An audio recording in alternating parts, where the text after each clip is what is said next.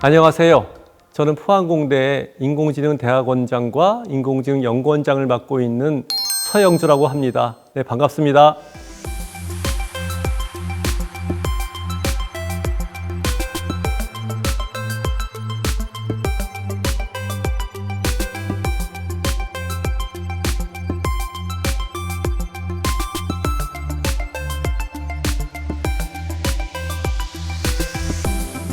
인공지능은 그 사람의 지능을 컴퓨터가 따라하게 하는, 즉 컴퓨터가 사람처럼 행동하게 만드는 기술이라고 생각하시면 됩니다. 그래서 인공지능이라고 용어를 붙인 거고요. 그동안에 우리 인터넷을 통해서 많은 데이터가 있었는데 그 데이터로부터 얻을 수 있는 게 더 많았다는 거지요. 지능적인 요소들을 끄집어낼 수 있겠다고 판단돼서 이렇게 인공지능이 발전된 것입니다. 더 좋은 기술이라고 판단되니까 우리 인공지능 기술이 계속 이렇게 발전돼 왔다고 판단합니다.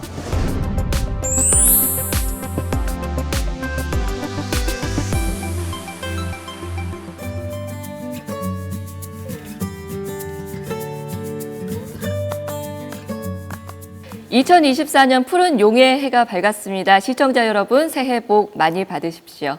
네, 그리고 지난해에 이어서 올해도 가장 뜨거운 이슈 중에 하나는 바로 점점 더 진화하고 있는 인공지능 AI일 텐데요. 이 인공지능 시대, 우리에게 어떤 기회로 만들어 볼 수 있을지 이야기 나눠주실 분 오늘 톡톡 동해인에 모셨습니다. 서영주 포스텍 인공지능 연구원장 함께하겠습니다. 원장님 안녕하세요. 예, 안녕하세요. 서영주입니다. 반갑습니다. 예, 반갑습니다. 네, 포스텍에 오신 지가 꽤 되셨죠? 네. 한 30년 가까이 되셨나요? 네, 한 27년 됐습니다. 아, 교수로 이제 처음에 오셔서? 네, 교수로 왔고요. 전 미국에서 박사학위 마치고 한 2년간 연구원으로 근무 중에 포항공대에서 오라고 해서 네. 한 27년 전에 오기로 왔습니다. 현재는 인공지능 연구원장이시면서 또 인공지능 대학원장도 네. 맡고 계시고 네. 컴퓨터공학과에서 학생들 가르치기도 하시고 네, 맞습니다. 참 역할이 많으십니다. 인공지능이 제 느낌으로는 최근에 와서 굉장히 핫해진 느낌이어서 원장님께서 공부를 하신 지 꽤 오래 되셨잖아요. 네. 그러면은 원장님께서 뭐 학업을 이어가실 때 그때도 이미 인공지능이 이렇게 많이 알려져 있고 그랬었나요? 예전에는 인공지능이 이렇게 좋은 핫한 분야는 아니었고요. 하지만 많은 사람들이 그쪽으로 연구는 하고 있었지만 그렇게 인기 분야는 아니었습니다. 저는 예전에는 인공지능을 하지 않았고요. 예. 저는 그 박사과정 때는 모바일 네트워크라고 이동 쪽에 네트워크를 했습니다. 이동망. 그걸 하다가 좀 그 인공지능이 되게 중요해지면서 저희 컴퓨터공학은 이제 그쪽에 기초 지식이 있기 때문에 그걸 연구하는 게 어렵지 않아서 최근에 인공지능을 많이 연구하게 되었습니다. 아, 그렇군요. 네. 특히나 최근 들어서 인공지능이 뭐 정말 핫하디 핫한 또 분야가 되다 보니까 지난해 2023년에 엄청 많이 바쁘셨고 찾는 곳도 많고 그러셨잖아요. 예. 네, 맞습니다. 주로 어디 가셨습니까? 아, 여기저기 갔습니다. 예. 뭐 고등학교에 가서도 저희가 학생들한테 강연 많이 했고요. 아니면 회사, 그리고 무역협회, 아니면 학회 이런 데서 제가 열심히 다니면서 예전에는 잘 안 불렀는데 네. 인공지능이 좀 많이 나지면서 핫해지면서 제가 많은 곳에 가서 강연을 하거나 특강하거나 아니면 뭐 키노트를 하거나 네. 하게 되었습니다. 이제 2024년 새해가 밝았는데 아마도 올해는 더 바빠지실 것 같다는 또 예감이 듭니다. 많이 준비를 하셔야 될 것 같아요. 체력도 좀 준비를 하셔야 될 것 같고. 네, 그렇게 하겠습니다. 자, 이제 인공지능에 대한 이야기를 좀 더 여쭤보려고 합니다. 네. 이제는 인공지능이란 단어 자체가 전혀 낯설지가 않고 뭐 분야에 관계없이 모든 사람들이 이야기를 하거든요. 근데 인공지능이 뭐야? 라고 물어보면은 정확하게는 저는 설명을 못할 것 같더라고요. 네. 인공지능은 뭐죠? 인공지능을 얘기하기 전에 학습을 먼저 얘기해야 됩니다. 어머님이 아이를 낳았을 때 아이한테 어떻게 하시냐면 많은 뭐 책을 보여주시거나 조금 걸을 때가 되면 밖에 나가서 저건 버스야, 저건 구름이야, 저건 고양이야 하면서 이렇게 보여주시잖아요. 그게 학습이잖아요. 네. 인공지능도 똑같습니다. 소프트웨어에 학습을 시키는 건데 그 학습을 시키는 것이 데이터입니다. 마치 어머니가 그림책 보여주듯이 인공지능도 그런 다양한 데이터로부터 이렇게 생긴 것이 공룡이다. 아니면 이렇게 생긴 것이 강아지고 고양이다 하는 것들을 아는 것과 상당히 비슷합니다. 거의 똑같다고 보셔도 됩니다. 그래서 우리가 인공지능이라고 하는 것입니다. 사람이 그 학습을 해서 지식을 갖는 것처럼 컴퓨터 소프트웨어한테 데이터를 집어넣어서 데이터로 학습시켜서 어떤 그런 사람이 판단하는 거와 비슷하게 보여지도록 하는 것입니다. 워낙 다양한 데이터가 있기 때문에 그것으로 학습이 된 소프트웨어다. 이렇게 생각하시면 됩니다. 그러면은 이 소프트웨어를 어떤 식으로 학습하느냐에 따라서 인공지능도 아주 다양하게 나올 수도 있겠네요. 네, 맞습니다. 그러니까 아직까지도 인공지능 하면은 많은 분들 떠올리시는 게 아직도 알파고인 것 같아요. 벌써 8년 지났는데 이세돌 구단과 대국을 하면서 많은 분들을 충격에 빠뜨렸던 그 알파고를 생각하시고 또 최근에는 그 챗 GPT로 통용이 되는 생성형 AI 요 두 가지를 제일 많이 생각을 하시는데 인공지능도 종류가 이렇게 다양한가요? 아마 많은 분들이 인공지능이 다양하다고 느끼시는 것은 인공지능이 워낙 다양하게 쓰이기 때문인가, 그게 아닌가라고 생각되고요. 사실 정확히 말씀드리면 인공지능 방식은 똑같으나 그 어떤 데이터로 학습을 했고 어디에 쓰이느냐에 따라서 다양하다고 말씀드리는 게 맞고요. 미래에는 안 쓰이는 것이 없을 것이라고 저는 단언할 수 있겠습니다. 그렇군요. 네. 근데 인공지능이 많은 곳에서 쓰이고 있다고 하는데 그러면은 잘 몰랐지만 일상에서 사실은 이미 쓰고 있었던 인공지능은 어떤 게 있을까요? 워낙 다양한데요. 예를 들면 자동차에 쓰이는 자율운전, 자율주행도 인공지능에 해당되고요. 공장에서 그 스마트 팩토리라고 해서 데이터를 가지고 뭐 예를 들면 어떤 이상한 소리가 들릴 때는 이 부품이 고장이다라고 진단할 수 있는 거. 즉 사람이 들어서 하던 것을, 즉 전문가가 하던 것을 인공지능 소프트웨어가 소리를 가지고 아니면 진동을 가지고 부품의 고장을 하는 것도 마찬가지고요. 지금 비행기가 날아다닐 때도 그 엔진에 있는 센서가 보내주는 데이터를 가지고 비행기 정비도 이루어지고 있고요. 그 다음에 작곡, 인공지능 화가도 많고요. 인공지능 패션쇼, 그리고 시리, 네네. 뭐 이런 것들. 그러니까 그 다음에 요새는 뭐 인공지능 아나운서도 있었고요. 네네. 최근에는 텔레마케팅 하는 그 직원들을 인공지능이 이제 그 역할을 하겠다고 하는 것도 있고요. 그래서 이미 우리 생활에 상당히 많은 곳에 인공지능이 지금 스며들었고요. 안 쓰이는 곳이 없을 것이라고 아마 체험이 되실 텐데요. 하다못해 여러분이 치고 계시는 그 검색어, SNS에 그 넣으셨던, 올렸던 것들도 다 인공지능이 그걸 가지고 학습을 하고 있습니다. 인공지능이 이렇게까지 깊숙하게 이제 우리 곁으로 들어와 있는데 그러면은 예전에 우리가 알파고를 시작으로 인공지능을 인지하기 시작했다면 그때 나왔던 인공지능과 최신 인공지능을 비교를 했을 때 최신 인공지능들이 확실히 더 많이 똑똑한가요? 훨씬 똑똑하지요. 제가 비유를 들겠습니다. 어떤 부모님은 그림책만이 아니라 집에 있는 아이들한테 보여줄 수 있는 다양한 그 책이 한 10권 있는 분이 계시고 어떤 분은 부자에서 한 10,000권 있다고 가정해 보시면 아이가 10권으로 공부한 아이와 10,000권의 책으로 공부한 아이는 다를 겁니다. 지금은 데이터가 워낙 많아졌습니다. 특히 데이터 센터, 그 우리 클라우드가 많이 발전됐고요. 그 IoT에서 발생되는, 우리 IoT는 사물 인터넷이라고 합니다.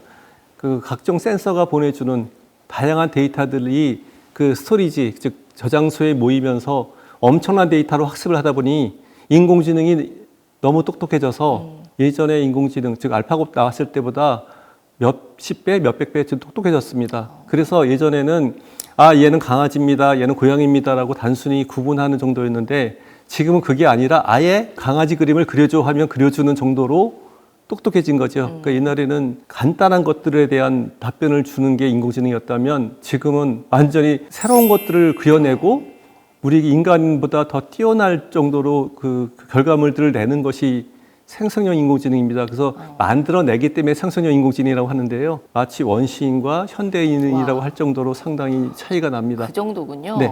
인공지능을 우리가 인지하기 시작한 역사가 정말 별로 얼마 안 됐는데 해가 바뀔수록 급속도로 더 똑똑해지고 이 기술력이 발전한다는 느낌이 들어요. 비전문가인 제가 봤을 때도. 네. 그럼 그 이후에는 아까 언급하셨던 뭐 데이터 양의 이 축적 뭐 이런 것들이 영향을 미치는 건가요? 네, 맞습니다. 사실 인공지능은 이게 최근에 나온 게 아닙니다. 예전에 우리 그 잘 아시는 1950년대에 앨런 튜링이 그 기계가 생각할 수 있을까 하고 하면서 인공지능에 화두를 던진 적이 있습니다. 그때가 1950년입니다. 와, 벌써 70년 전에. 그렇죠.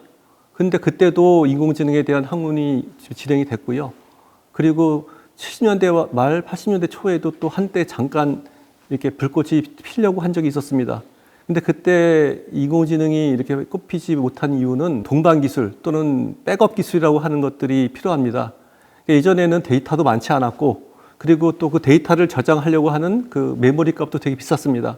그러다 보니 돈이 많이 들고 장비도 그렇게 좋지가 못하다 보니 사실 발전이 많이 되지 않았고요. 그런데 지금 이렇게 갑자기 꽃을 피는 이유는 통신망이 워낙 잘 돼 있고요. 우리 보통 5G라고 불리는 그런 무선 통신망이 워낙 잘 돼 있었고요. 그다음에 와이파이 뭐 이런 그 통신망이 워낙 잘 돼 있었고, 그러다 보니까 엄청나게 많은 데이터가 쌓이니까 학습을 해도 워낙 잘 돼요. 그러니까 예전에 이렇게 꽃 피려다가 지었던 꽃이, 나무가 이제는 영양분도 좋아졌고 기후도 좋아졌고 햇빛도 따뜻하고 하기 때문에 활짝 꽃이 피듯이 인공지능도 그렇게 지금 빛을 발하는 것이고, 그다음에 최근에는 이게 워낙 좋으니까 돈이 몰립니다. 그럼 돈이 몰리면 그쪽에 인력이 많아지고 발전이 빨라지는 거죠. 그래서 최근에 인공지능이 점점 이렇게 직선이 아니라 이렇게 기하급수적으로 증가하는 게 바로 그 이유입니다. 그렇군요. 예.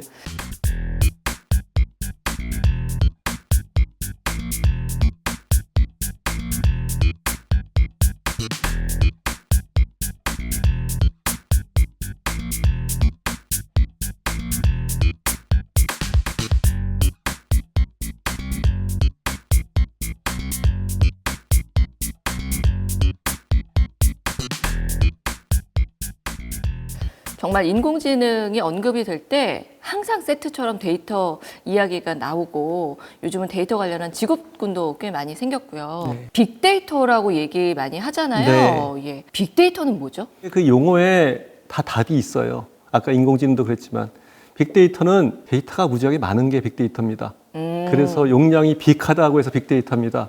제가 아까 데이터가 쭉 그 인터넷망을 통해서 그 데이터 센터로 간다고 말씀드렸잖아요. 거기에 쌓인 데이터가 무지하게 많은 걸 빅데이터라고 합니다. 그래서 거기에 어떤 밸류라든가 뭐 가치, 그러니까 이게 쓸 수 있어야 되고요.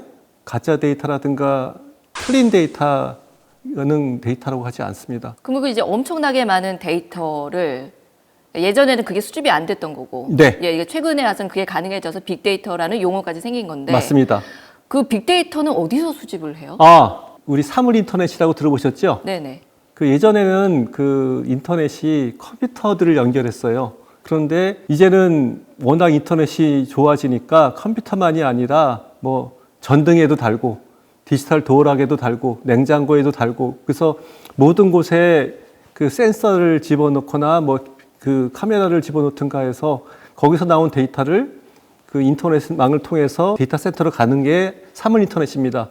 그러니까 그런 것들만 아니라 모든 분들이 또 스마트폰 갖고 계시잖아요. 네. 거기서 발생하는 또 데이터가 많아요. 뭐 예를 들면 GPS 정보도 다 데이터고, 여기서 쓰시는 내용들, 어떤 컨텐츠를 보셨는지 이런 게 다 데이터입니다. 그래서 그런 데이터들이 쭉쭉 그 데이터 센터에 모입니다. 그래서 예전에는 그 딥러닝이라는 말을 안 썼는데, 네. 최근에 딥러닝이 나온 이유가, 딥러닝은 데이터가 무지하게 많아서 말 그대로 딥하게 엄청나게 교육시키는, 막 극성 부모님처럼 엄청나게 그 교육을 시키는 게 딥러닝이라고 보시면 되거든요. 그러니까 그만큼 데이터가 많은 거죠.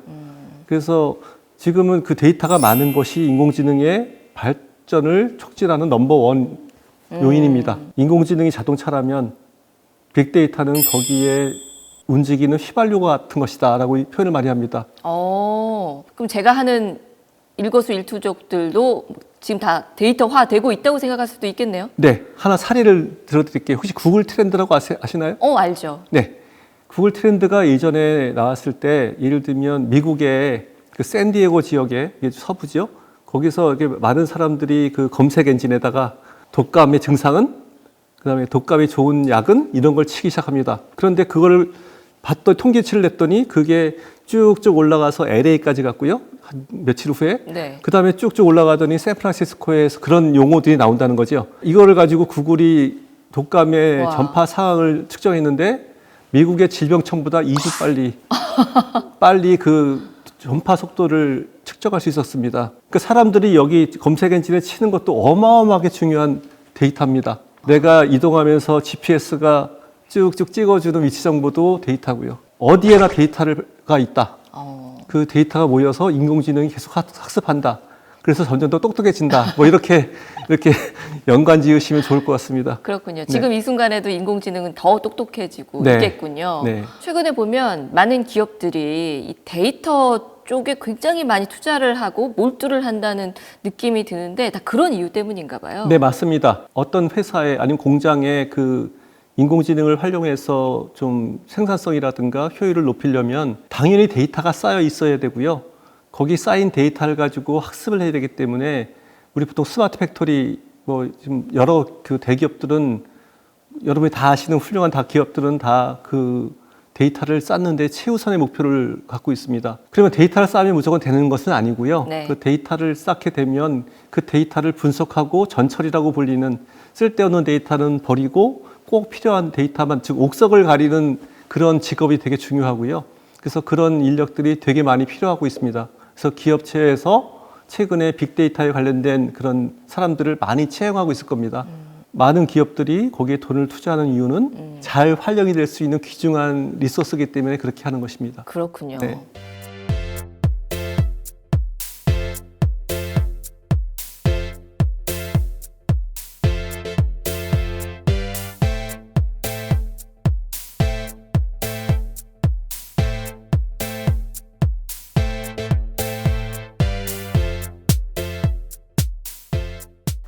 제가 생각했던 것 이상으로 진짜 인공지능이 이제는 모든 사람들이 이미 누리고 있는 일상이구나라는 생각을 하게 되는데요. 야, 그렇다면은 지금 이렇게 인공지능 발전 속도도 빠르고 앞으로 우리가 만나게 될 미래에서는, 가까운 미래에서는 얼마나 더 우리의 생활이 바뀌게 될까, 이런 것들이 궁금해지는데 인공지능이 바꿔놓는 우리의 미래 일상은 어떤 걸까요? 제가 그런 질문을 많이 받는데요. 그럴 때마다 제가 언급하는 그 드라마가 하나 있습니다. 휴머스라고 하는 꽤 오래전에 나온 드라마가 있습니다. 거기에 나오는 내용을 좀 제가 언급을 드리면 인공지능 그 가사도우미가 네. 집에 있고요. 그 가사도우미가 그 부부가 맞벌이하는 집에 꼬마를 이제 키우는데 친절하게 그 책도 읽어주고 요리도 해주고 합니다. 근데 엄마는 바쁘고 밤에 오면 피곤하니까 아이한테 빨리 자라고 짜증을 내는데 이 가사도우미는 항상 웃는 얼굴로 아이한테 잘하니까 아이가 엄마를 싫어하고 가사도우미만 찾는다든가 그 다음에 거기에 이제 딸이 나오는데요. 딸이 공부 잘하는 걸로 나옵니다. 네. 그래서 원래 의대를 갈 정도로 열심히 잘하는데 어느 날부터 나 공부 안 한다고 하고 그 낙제가 됩니다. 그래서 아이한테 왜 그러냐 그랬더니 미래에는 그 인공지능이 더 수술도 잘하고 더 훌륭한 의사가 될 텐데 내가 굳이 의사가 될 필요가 있느냐 이렇게 얘기를 합니다. 그 드라마에 나오는 것들이 제가 이렇게 돌이켜보면 다 그렇게 될 것 같은 느낌이 듭니다. 이제 인간처럼 생각하는 그 행동하고 판단하는 인간을 오히려 초월하는 인공지능이 나올 겁니다. 이제 그렇게 되면 이제 터미네이터 세상이 되는 것이지요. 그 최근에 우려하는 분들이 많은 목소리를 내는 것이 바로 인공지능이 너무 발전될까봐, 그래서 사람의 능력을 초월할까봐 걱정하는 것도 있고요. 그래서 그 인공지능이 발전하는 그 끝이 어딘지 저희도 가늠이 잘 안 됩니다. 그럼 인공지능이 어디까지 인간의 영역을 대체할 수 있다고 생각하세요? 저는 모든 분야라고 생각하고요. 모든 분야요? 네. 방송까지도? 저 같은 아, 이거 방송 진행자까지도? 방송은 제일 먼저 타격을 받을 분야입니다. 큰일이네요. 네. 예를 들면 앵커 하시는 분들 뭐 이렇게 실수도 자주 하시고 하잖아요. 그런데 인공지능 앵커는 실수하지 않고 다양한 목소리로, 다양한 얼굴로 아주 독자들이 편안한 목소리로 뉴스를 전달할 수 있거든요. 그리고 최근에 영화 찍을 때 인공지능이 많이 활용되는 건 혹시 알고 계시나요? 네, 네. 배우도 나오잖아요. 네, 예. 맞습니다. 그리고 그 극본도 인공지능이 쓰고요. 그 다음에 패션쇼 역시 모델을 부르지도 않고 옷을 만들지도 않고 이런 인공지능, 생성형 인공지능으로 패션쇼도 하고요. 그 한계가 어떤지는 저도 상상이 안 될 정도로 다양한 곳에 쓰일 겁니다. 챗GPT가 등장을 한 이후로 네. 그런 인공지능에 대한 두려움에 대해서 많은 분들이 깊이 생각을 하게 되신 것 같아요. 일반인들까지도. 그리고 제가 기억을 떠올려 보면 그 챗GPT를 만든 그 과학자의 스승인 제프리 힌튼이라는 네. 구글에 계신 그 분께서 이 인공지능의 위험성을 알리기 위해서 내가 구글을 떠난다라고 선언을 하셨고 그 크게 보도가 됐던 기억이 나는데요. 그분께서도 이거 굉장히 위험할 수 있다, 인류를 위협할 수 있다라는 말씀을 하셔서 저도 좀 겁도 많이 났었거든요. 네. 그리고 아까 잠깐 얘기하셨던 드라마랑 비슷하게 한 20여 년 전에 AI라는 스티븐 스필버그 감독의 영화도 있었고 네. 그 영화에서도 보면은 인공지능 로봇 그 아이가 자신이 유일무이한 존재라고 믿고 마치 인간처럼 감정이 있다라고 믿는 이런 장면들이 나오잖아요. 네. 제프리 힌튼이 경고를 한 것처럼 인간의 통제를 넘어서서 인류를 위협하는 이런 존재가 될 수도 있다고까지 생각을 하시는 거예요. 네. 지금 이 속도로 가면 충분히 가능하다고 봅니다. 그래서 저도 우려를 많이 하고 있고요. 그러면 지금 인공지능이 그래도 우리가 이미 너무 잘 쓰고 있고 사실 좋잖아요. 이거를 그래도 우리가 잘 통제를 하면서 긍정적인 방향으로 활용을 하려면 어떻게 해야 되죠? 여러 나라가 같이 인공지능을 경쟁적으로 개발하고 있는데 1000명의 과학자들이 모여서 이거를 좀 늦춰야 된다고 했을 때 나왔던 그 우려가 있습니다. 우리는 멈추지만 그 예를 들면 중국 같은 나라에서만 개발이 되면 우리는 뒤처진다라고 하는 그런 것 때문에 우리가 지금 뭐 이스라엘하고 팔레스타인 전쟁하는 것도 좀 지켜보지만 유엔에서 휴전하라고 한다고 해서 휴전하지 않지 않습니까? 그러니까 우리 인류가 같이 한 목소리로 대응을 해야 된다고 생각하는데 저는 그게 어려움이라고 생각합니다. 그러니까 칼의 가장 양날이라고 생각하는데요. 좋은 점도 있고 나쁜 점도 있습니다. 결국 좋은 쪽에 쓰이려면 인류가 함께 노력을 해야 되고요.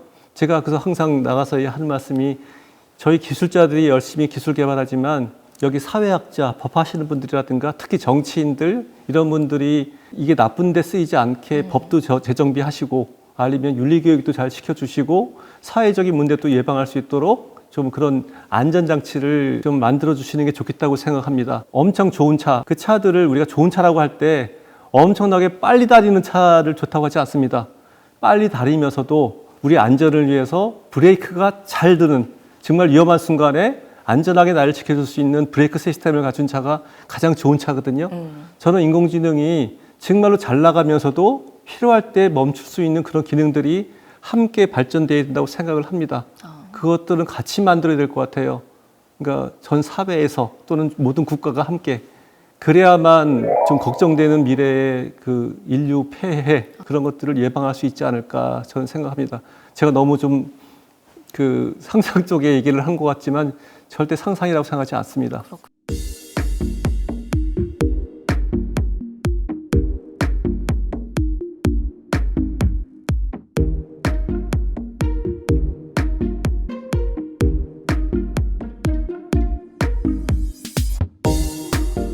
가장 이상적인 것은 가장 좋은 데 쓰이는 거겠죠.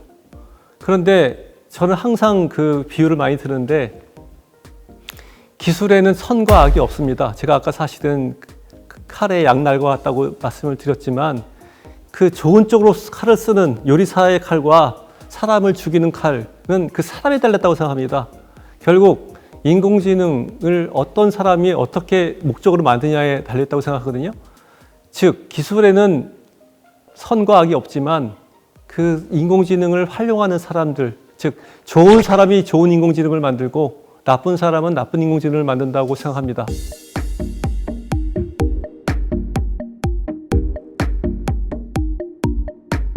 일자리에 대해서 저는 이제 그 역사를 돌아봐야 된다고 생각합니다. 우리가 이게 4차 산업혁명이라고 말씀드리지 않았습니까? 그럼 1차, 2차, 3차 산업혁명이 있었습니다. 그때 1차 산업혁명은 기계의 발명이거든요. 그래서 기계가 발명됐을 때 사람들이 일자리를 잃을 것이라고 생각했습니다. 하지만 거기에 대체되는 것은 기계가 하지만 사람들은 좀 더 양질의 직업을 찾아갔거든요. 그래서 오히려 실업률은 줄어들었습니다. 2차 산업혁명, 전기 발명입니다. 그때도 전기가 발명되고 공장이 오면서 오히려 노동자가 그쪽에 일하는 인력들로 넘쳐났습니다. 즉 농업 하시던 분들이 거기에 공장 짓고 글로 하면서 일자리가 창출됐습니다. 3차 산업혁명이 인터넷 혁명입니다. 그래서 인터넷이 쓰이면 그 정보를 제공하던 많은 기업들이 망할 거라고 생각했지만 그렇지 않았거든요. 인류의 역사상 인구가 가장 많이 늘었고 그 다음에 근로 일수를 생각해 보세요. 오히려 시간은 줄었습니다. 공휴일은 늘었고요. 그래서 1차, 2차, 3차 산업혁명의 그 역사를 보시면 실업률이 절대 높아지지 않았고요. 다시 이렇게 정상으로 돌아왔고요. 오히려 사람의 인력이 좀 더 좋은 힘을 들쓰는, 오히려 지식을 활용하는 직업군이 늘어났습니다. 그런데 4차 산업혁명 인공지능도 지금 우려가 많습니다. 저도 우려가 되고요. 하지만 조금의 그 기간이 지나면 오히려 허드렛 일 같은 것을 좀 인공지능에 맡기고 사람이 좀 더 안정되고 편안하고 그다음에 좀 창의적인 곳으로 인력이 좀 갈 거라고 생각해서 좀 너무 걱정하지 않으셔도 좋을 것 같고요. 당장은 우려가 있는 것은 사실입니다. 하지만 좀 시간이 지나면 또 새로운 직업이 만들어지고 그러면 사람들이 또 그쪽에 대체가 될 것이기 때문에 저는 그런 면에서 좀 희망적으로 봅니다.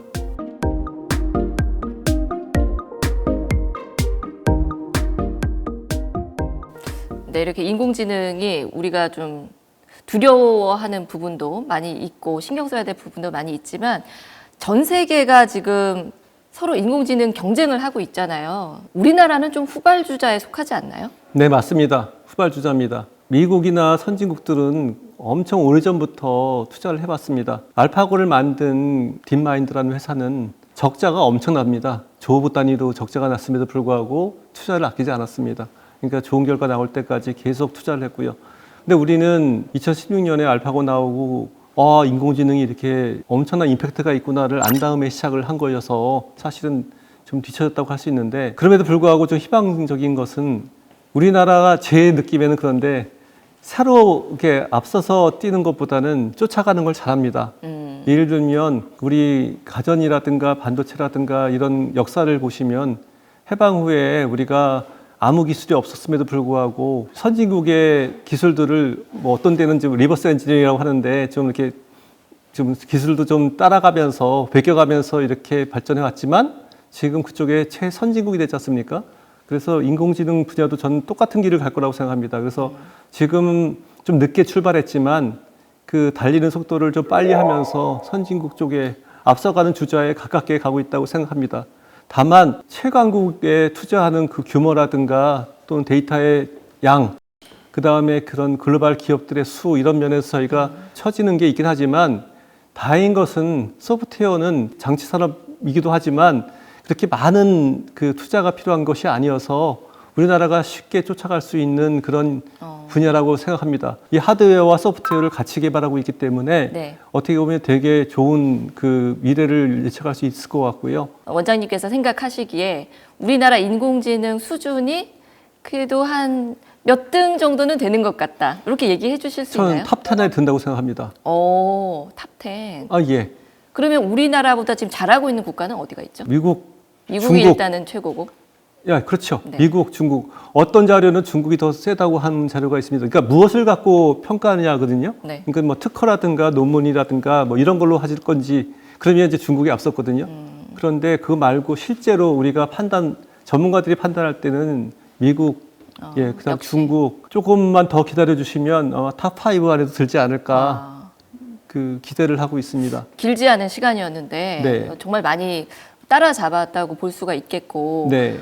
이런 결과가 있기까지는 또 우리 원장님의 그 노력이 분명히 들어가 있을 거고요. 지금 여기 인공지능 연구원도 있고 포스텍의 인공지능 대학원도 있고 네. 예. 여기서 하는 역할들도 분명히 많이 있었죠, 그동안에. 새로운 기술이 나올 때 가장 그쪽을 발전시킬 수 있는 가장 근본적인 대책은 그쪽 분야를 잘하는 인재 양성입니다. 저희 포항공대는 워낙 그쪽에 대한민국의 최고의 공대 수준을 보여준 대학이기 때문에 그 전통을 살려서 인공지능 인력을 그 최고 전문가, 세계적인 최고의 전문가들을 많이 초빙했습니다.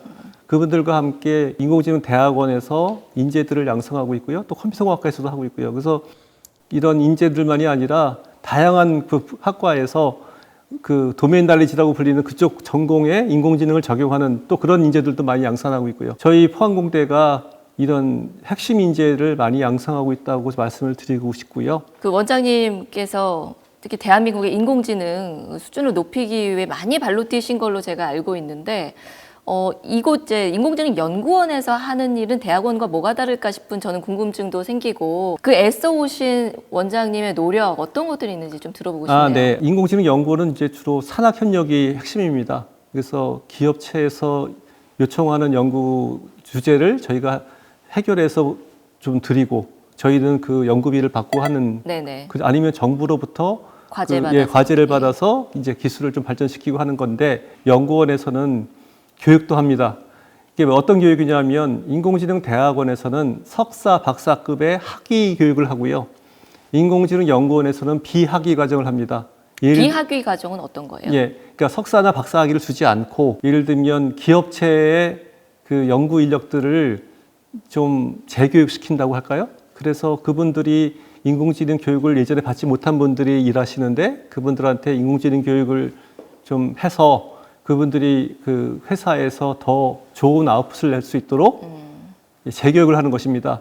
그래서 저희가 예를 들면 삼성전자라든가 SK하이닉스, 그다음에 현대제철, 그다음에 포스코의 계열사들 다 저희가 교육을 했고요. 그래서 그분들이 지금 2017년부터 저희가 교육을 했기 때문에 상당히 많은 분들이 그 회사에 돌아가셔서 실제 인공지능을 적용해서 좋은 결과를 내고 있습니다. 그런 면에서는 저희 인공지능연구원에서 상당히 좋은 일을 한 거죠. 지금 현재 인공지능이 바로 활용이 가능한 대기업이 아닌 곳에 종사를 하시는 분들이라든지 네. 청년 취업준비생이라든지 이런 분들은 좀 그런 교육을 받을 기회가 좀 없을까요? 사실은 대기업만이 아니라 저희가 중소기업을 한 적도 있는데요. 몇 년 전에 경상북도로부터 저희가 지원을 받아서 운영 중인 게 있었습니다. 경상북도 인공지능 거점센터가 그것인데요.